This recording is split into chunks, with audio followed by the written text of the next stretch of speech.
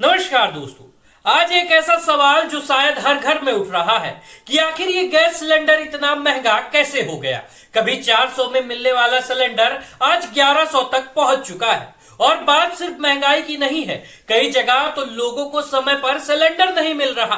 अब जरा सोचिए, ये सिर्फ कीमत बढ़ने की खबर नहीं है, ये सीधे आपके घर की रसोई से जुड़ा मामला है। वो रसोई जहां हर दिन खाना बनता है, जहां हर परिवार का गुजारा चलता है। आज हालत ये हो गई है कि कई गांव में लोग फिर से लकड़ी जलाकर खाना बनाने को मजबूर हो चुके हैं। छोटे छोटे ढाबे और होटल वाले तो महंगे दामों में सिलेंडर खरीद रहे हैं और आम आदमी तो बस इंतजार कर रहा है, लाइन में खड़ा है और सोच रहा है कि अब आगे क्या होगा। अब सवाल उठता है, आखिर ऐसा क्यों हो रहा है? तो इसके पीछे एक बड़ा कारण बताया जा रहा है, इंटरनेशनल क्राइसिस। मिडिल ईस्ट में तनाव बढ़ा, जहां से दुनिया का बहुत सारा तेल और गैस आता है और भारत भी अपनी जरूरत का बड़ा हिस्सा बाहर से ही मंगाता है। तो जैसे ही वहां हलचल बढ़ी, सप्लाई पर असर पड़ा और सीधा असर आपकी रसोई पर दिखने लगा। लेकिन कहानी यहीं खत्म नहीं होती है। अब इस पूरे मुद्दे पर राजनीति भी पूरी तरह गर्म हो चुकी है। पश्चिम बंगाल के मुख्यमंत्री ममता बनर्जी ने सरकार को घेरते हुए सीधा हमला बोला है। उन्होंने कहा कि गैस के दाम 400 से 1100 तक पहुंच गए हैं और ये सिर्फ महंगाई नहीं बल्कि सरकार की नाकामी है। उन्होंने साफ आरोप लगाया कि ये एलपीजी संकट अचानक नहीं आया बल्कि सरकार की प्लानिंग की फेलियर की वजह से हुआ है।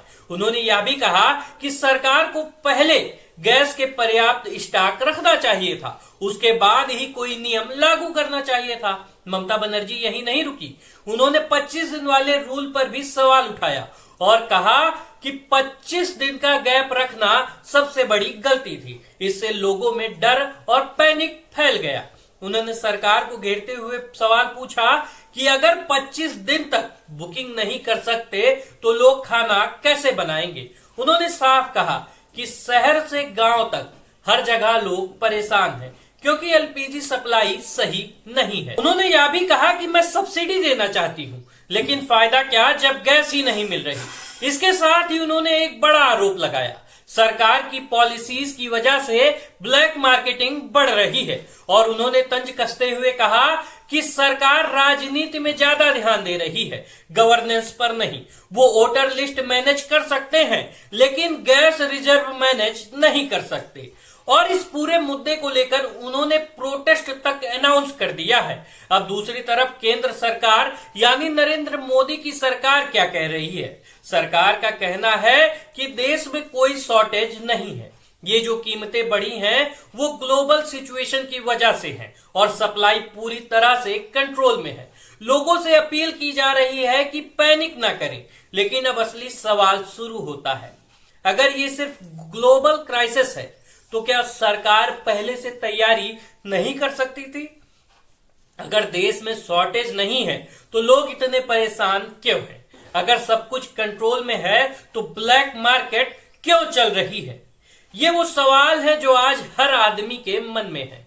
और अब इस पूरे मुद्दे पे एक बड़ा एंगल जुड़ चुका है, बंगाल चुनाव 2026।